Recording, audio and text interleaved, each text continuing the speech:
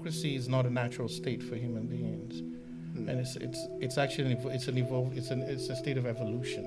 One thing we have to remember is that democracy in the United States is actually very young. We're kind of a baby democracy, and that surprises people because we think that the United States has been around for 230 years or so. In 1965, we finally got to the point where, regardless of the color of one's skin or one's gender, you could actually vote in this country. Democracy is an unfinished project, and I think that is perhaps the best lesson that we can take, that it's something that's in process.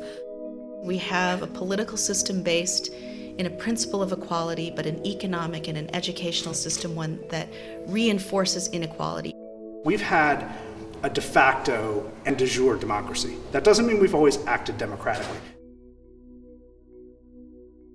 I'm saying this really thinking about the whole question of democracy from the perspective of all of the recent events that happened in the Middle East, and I think our biggest challenge actually has to do with reconceptualizing democracy itself.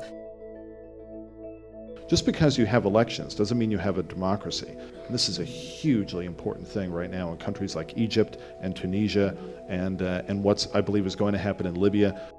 But a lot of long-standing grassroots movements, and mainly the labor movements, which have been so active in Egypt in the past decade, tremendously active in terms of nationwide sit-ins, strikes, and Egypt has a long history of that, going all the way back to 1919.